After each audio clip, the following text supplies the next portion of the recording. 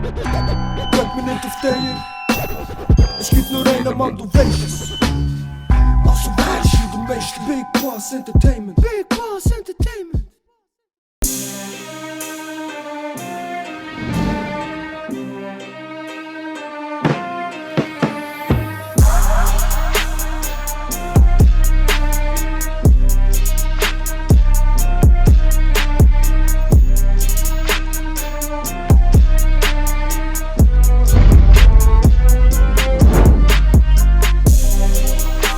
What's good, Ladies and JDs? Wie geht's? Wie steht's? Oder wie geht's dir? Alles klar? Yes, sir. Hey, Alles gut. merci, hast du Zeit genommen, merci, hast du hergefunden. Stell dir mal kurz selber vor. Ich bin Frequency, bin 16 und ein Producer eben aus Bern. Ich habe schon ewig Musik gemacht, also ich war schon im Klavierunterricht, seit ich etwa 4, 5 bin. Und habe jetzt vor 4 Jahren so ein bisschen angefangen zu producen. Also, und jetzt so bei den letzten so 1,5 bis 2 Jahren habe ich so wirklich viel Output können generieren, unter anderem auch mit Leuten, die es spielen. Was hast du für einen Jahrgang und Herkunft? Jahrgang 06. Mhm. Und herkommt, also ich bin in der Schweiz geboren, aber ich habe Wurzeln noch in den Philippinen, mütterlichseits. Philippinen in the house. Yes, sir. Ja man, cool. Mit was produzierst du deine Beats? Ich habe eigentlich praktisch von Tag 1 mit Ableton produziert.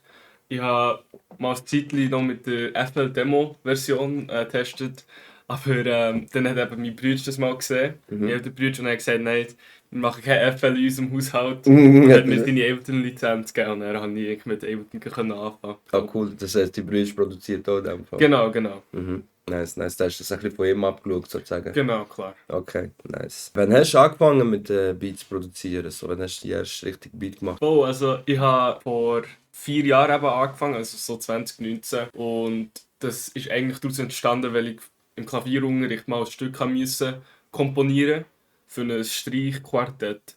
Und da habe ich aber nicht so eine Producing-Software gebraucht, sondern eher so ein Notationsprogramm, wo man so einzelne Noten muss reingeben muss. Und dann habe ich gedacht, oh, das ist verdammt geil. So, ich kann die eigenen Sachen verwirklichen. Und dann habe ich wirklich angefangen so mit Producen. So, die ersten Beats habe ich so 2019 gemacht. So. 2019. Genau. Nice. Ich muss sagen, eben, für dein Alter, was bist du jetzt, 16, gell? Oh. Für dein Alter 16, ich kenne niemanden, der mit 16 so krasse Beats aufs Bein bringt, die auch wirklich so professionell tönen, weißt du? Ich meine, ein Beat herbringen, so kann schnell mal jeder, weißt, schnell ein Snare und so ein Sample, aber dass es dann wirklich geil tönt und auch schon richtig abgemixt tönt, das ist das Krasse. Wir werden uns dann 2, 3 Beats von dir hören, damit die Leute ein bisschen wissen, was für Zeit das ist, und weiter geht's. Was hat dich dazu motiviert zu produzieren? Ich nehme jetzt auch an die Brüder oder sonst noch irgendetwas oder jemand? Voll, also mein Bruder ist 10 Jahre älter als ich. Und ich habe dann schon gesehen, wie er vor langem eben so produced hat. Er hat mehr eben EDM-Sachen gemacht, Electronic Dance Music. Aber es hat mich dann schon sehr inspiriert. Und also mein Bruder ist für mich eigentlich wirklich mein Role Model. So. Ich habe dem so vieles zu verdanken. Also ohne ihn würde ich nicht so Beats machen, wie ich es heute mache. Also da bin ich sehr dankbar. Natürlich auch der Support von den Eltern und alles. Aber eine andere grosse Motivation ist der YouTuber Simon Servida. Das ist so ein Producer aus Toronto. Okay. Und der hat eben so einen YouTube-Kanal, wo er mit FL produziert, und sogar hat er eben FL abgeladen. Aber mit der Zeit lernt man einfach Sachen von FL auf Ableton zu übertragen. Und die Brüder, der Brüder, wie heisst der, wie nennt er sich als Producer? Er selber tut nicht mehr, also Producer hat es eigentlich immer selber für sich gemacht, aber mein Bruder heisst Marvin, Shoutout, Kuya Marvin. Shoutout. Wer sind so deine Vorbilder, was Producing angeht? So Producing-Vorbilder, also sicher eben Juicy J. Juicy J ist krank. DJ Paul, so jetzt momentan bin ich sehr D-Wave am Writen, aber mit Memphis Funk Sachen, die ich produce. So von New School Producers, also so jetzt eben definitiv Nike Taz, den bin ich sehr gut verlinkt. Er wohnt eben nicht so weit von mir und eigentlich gerade bei meiner alten Schule und so. Und bin sehr happy, wie er mich supportet, und er ist wirklich ein sehr guter Producer.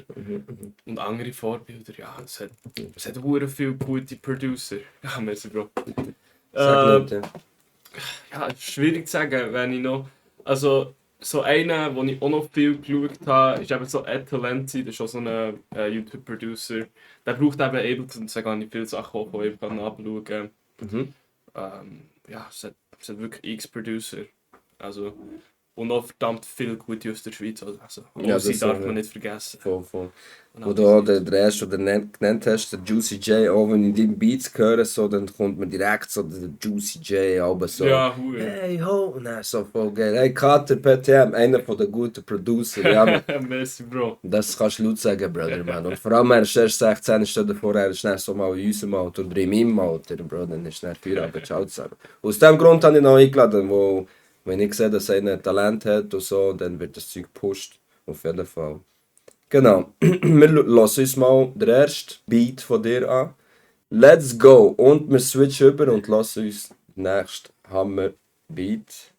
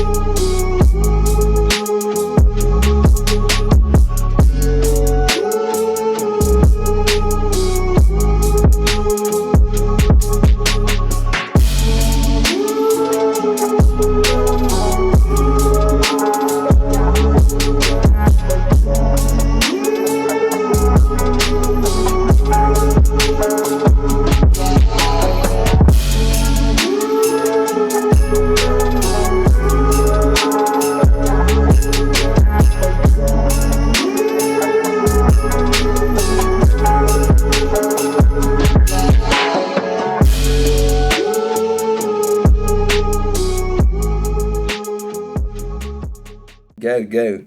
Wo siehst du dich in 10 Jahren? Das ist eine sehr gute Frage. Also ich habe wenig von meinem Plan in 10 Jahren geplant, aber so 5 bis 10 Jahre, ja. Safe. Also bis dann weiss ich, dass ich davon leben kann. Also ich habe das so ein bisschen ausgeplant, so mit Plan, was ich da machen möchte. Es sollte easy gehen, dass ich bis dann davon leben kann. Aber dann bin ich ja 26 oder so. Und da passiert noch recht viel.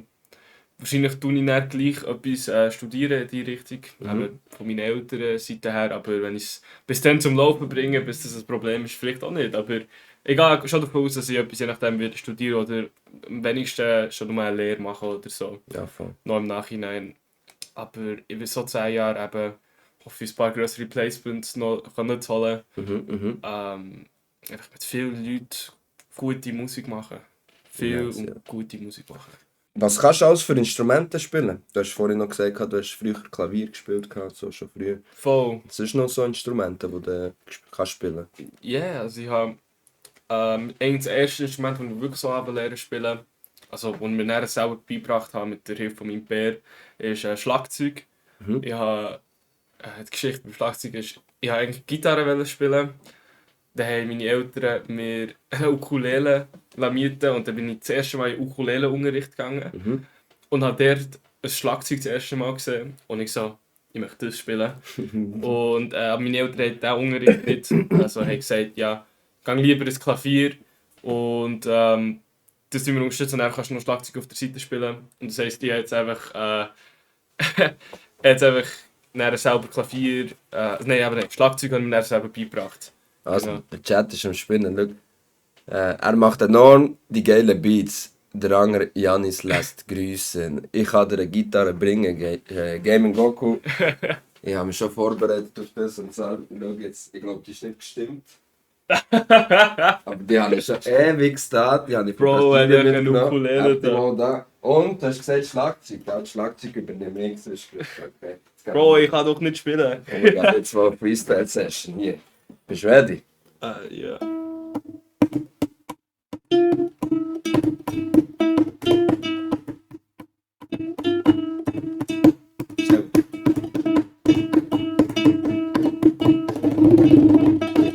Nicht schlecht, nicht schlecht, nicht schlecht, nicht schlecht. Geht Handy abgekehrt, Digga. Ja, cool.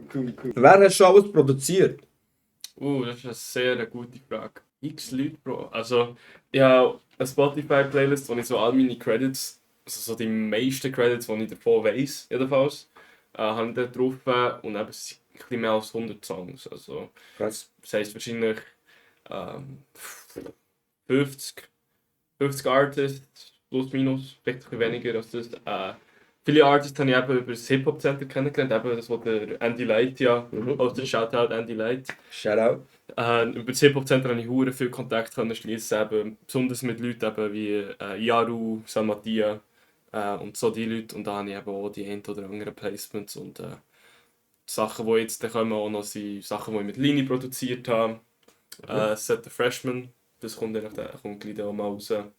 Cool. Ja, diverses Zeug, also ich wüsste gar nicht wie viele Artists, aber es sind ein gutes Häppchen Artists, auch international. So. Du hast gesagt, du verkaufst deine Beats auf Plattformen. Was sind das für Plattformen, wo das anbietest? Voll, also ich brauche eigentlich nur Beatstars. Also wenn man mein Zeug möchte kaufen, kann man auf Beatstars gehen. Also, über meine Webseite kann man dann zu meinem Beatstore gelangen. Und dort ist jeder Beat, der noch nicht exklusiv verkauft ist worden. Genau. Yes, yes. Und auf YouTube natürlich, auf dem Genau. Kanal, dort könnt man ja auch... Big Mali Beats und dort kann man es anhören. Sind die eigentlich alle noch da, die du auf YouTube hast, oder sind dort auch Beats drauf, die schon vergessen sind, sozusagen? Genau, es sind auch Beats da drauf, die schon vergessen. Es steht nachher aber in der Description, ob er verkauft ist oder nicht. Also wenn der Link weg ist zu Beatstars, dann kann man davon ausgehen, dass er verkauft ist. Yeah. Okay, nice.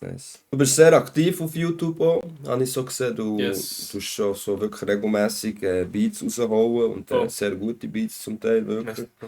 Und vor allem nicht nur auf YouTube, sondern auch auf Instagram machst du deine Videos und so. Das finde ich auch noch richtig geil, so richtig Content Creator-mäßig halt auch.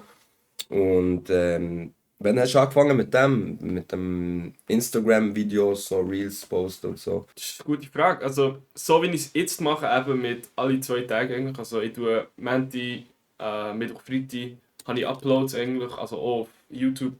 Auf YouTube ist es Sonntag, Mittwoch, Freitag. Aber auch auf Insta ist es Montag, Mittwoch, Freitag. Und das habe ich jetzt erst seit Anfang von diesem Jahr. Also Anfangs des Jahres habe ich angefangen, 2023. Angefangen mit diesen Videos habe ich Ende 2020. Habe ich dann ein Segment eingeführt, wo, das kennen nur wirklich noch die OGs von mir, Beat Monday hat das geheißen. Und das ist grundsätzlich, habe ich einfach jeden Montag so Skits gemacht, die ich auf Insta hochgeladen habe, wo ich irgendwie so habe gezeigt, wie ich ein Beat zusammenkriege. Aber es war wirklich skitmässig. Also es ist nicht ein Beat-Showcase, sondern es hat ab und zu eine ganze Storyline gehabt, was ich da hatte. Auf jeden Fall lasst alle mal ein Abo da bei meinem Boy auf seinem YouTube-Kanal Frequency Beats für noch mehr Informationen und noch mehr Beats auf jeden Fall.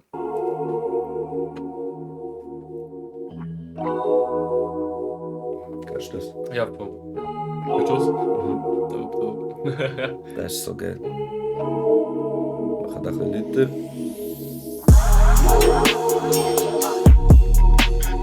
Dann ist... Aber es ist krass, wenn man so regularly Beats macht, vergisst man einfach viele davon.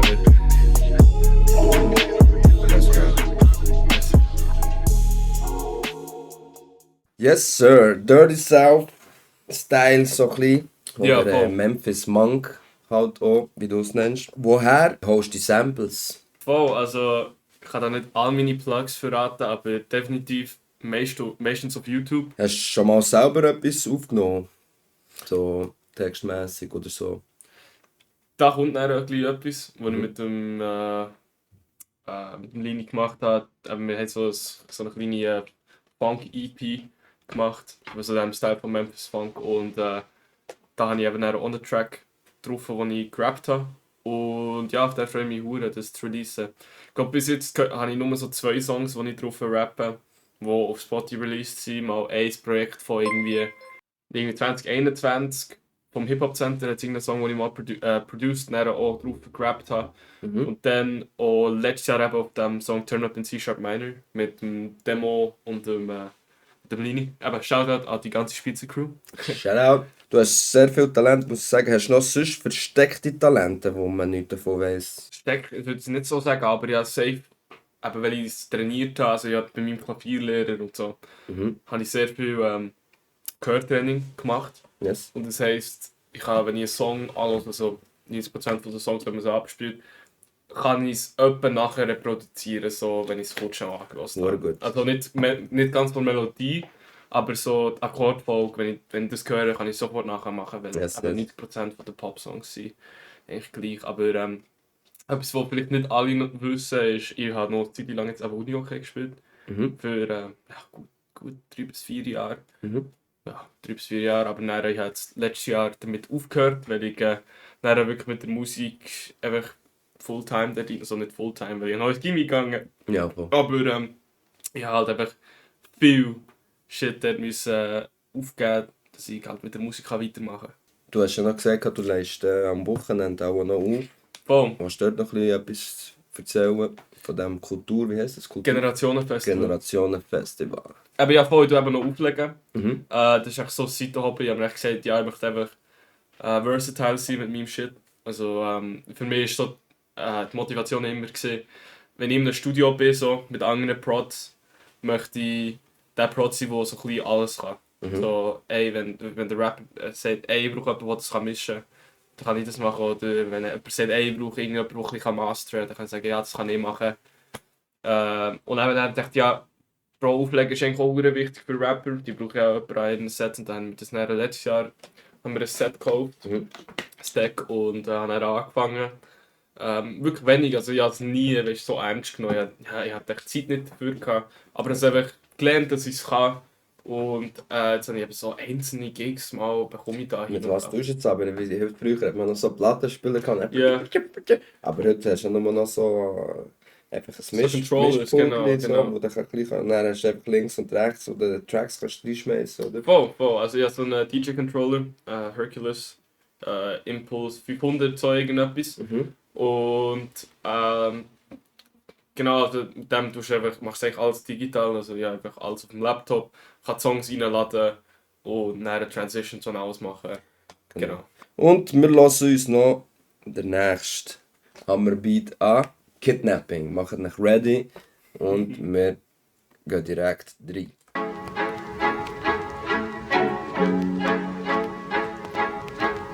Nein, das ist einer meiner Lieblingsbeats.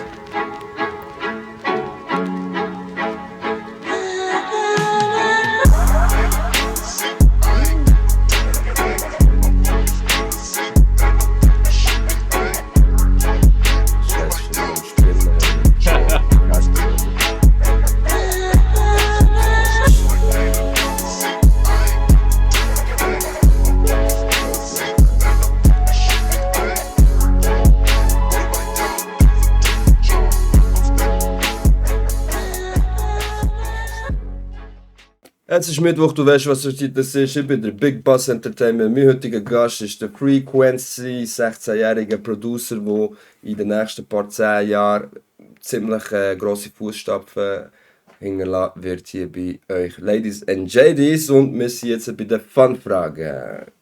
Kalt oder warm? Kalt. Lieblingsschuhfach? Informatik. Mein Name ist Frequency. Wenn ich es aussprechen kann. Frequency Beats und ich bin. Ein asiatischer Producer. Yes. YouTube oder Netflix? YouTube. Ich schaue keine Serien. Lieblings-Superheld? Batman. Wieso stehe ich auf Batman? Ich schwöre, jeder zweite, der herkommt, Batman. Batman. Ist halt eine gute Antwort. Ja, das ist so der erste Superheld, der mich Ja, das ist wirklich so. Also ich sage, bei mir ist wirklich im Kopf entweder Superman oder Batman. Ja, die meisten Superman. Aber alles gut. Marvel oder DC? Ich muss Marvel sagen, weil ich mehr Marvel-Filme habe gesehen. Also, ich habe noch nicht so viele DC-Filme gesehen. Nee. Lieblings-Superkraft, wenn wir schon das Thema haben. Lügen. Mein Name ist Frequency und ich hasse. Leute, die ich nicht gerne habe, sind arrogant. Das kommt dann noch mit dem Alter. Ganz viele Sachen, die du dann mit dem Alter hasst. Wenn du klein bist und jung, dann hasst du nicht so viel. Yeah. Du bist für deine Ex, aber das gehört jetzt auch noch nicht dazu. Okay, weiter geht's. Schweizer Rap oder deutscher Rap? Schweizer Rap, weil ich höre kein Deutscher Rap. Gut gemacht. Ami-Rap oder deutscher Rap? Okay, Ami-Rap Ami-Rap. oder hörst kein Ja. deutscher Rap? Gut, wir hören zu. Süßes oder Saures? Ich weiß nicht. Süßes, ich habe mal Süßes, ja. Das kommt auch noch mit dem Alter. Mit dem Alter warst du lieber salzig. Gut. Wenn du für jemanden ein Beat dürftest produzieren, wäre es am liebsten für... Eminem. Eminem, krank. Let's go. Lieblingsschauspieler? Adam Sandler. Adam Sandler, oh, sehr gut. Das ist schon einer meiner Lieblingsschauspieler. Er ist schon goated. Er ist richtig gut. Er macht auch selber Filme mittlerweile. Ja, ne. Und Jackie Chan. Jackie Chan ist auch Legende. Jeden Morgen, wenn ich aufstehe, denke ich als erstes an... Musik, Bro. Music. Und die letzte Frage ist, was ist dein Tipp für die ältere Generation?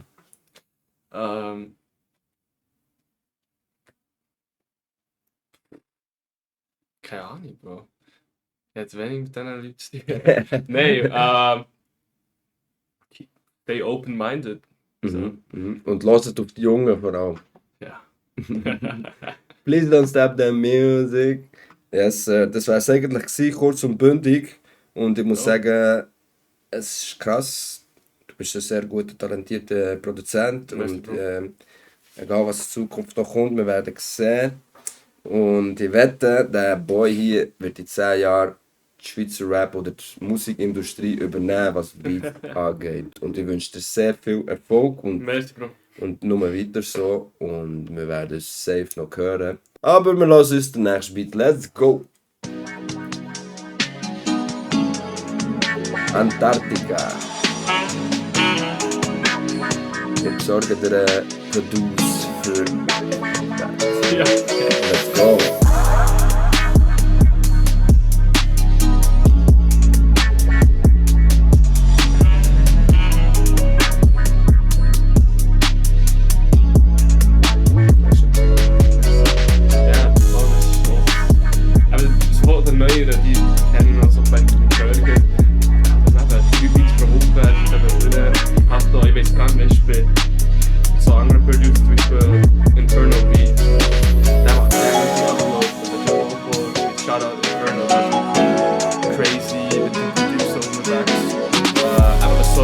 Channels geht, die Type-Channel und macht so SG-Type-Beats so. Und ich bin krass, was da macht.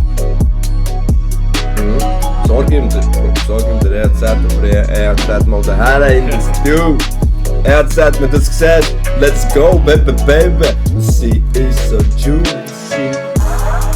Ja, ne, mach das, Bro, er hat kranke Beats und bringen wir sicher einen Beat, wo der ERZ perfekt ist. Ladies and Ladies, merci vielmals, seid ihr da gewesen, merci vielmals, wie bist du da gewesen, Bro? Merci fürs Einladen, Bro. Ja, Mann, und viel Erfolg in Zukunft. Merci. Und ihr werdet gleich schon von ihm hören, safe. Und ich will da nicht zu viel spoilern, aber ich habe schon auch meine Beats reserviert, nur dass ihr wisst, von meinem Boy hier. Nur dass ihr das wisst. Und bleibt gespannt. Mehr wollte ich nicht verraten. Hey, merci vielmals, Ladies and Gentlemen, habt ihr eingeschaltet. Ich wünsche euch viel Spass und genießt den Abend noch und bis gleich. Tschüss zusammen. Ciao, ciao. Peace. Schöne. Brennt mir nicht auf den. Es gibt nur einen Mann, du weißt es. Also weißt du, du möchtest Big Boss Entertainment. Big Boss Entertainment.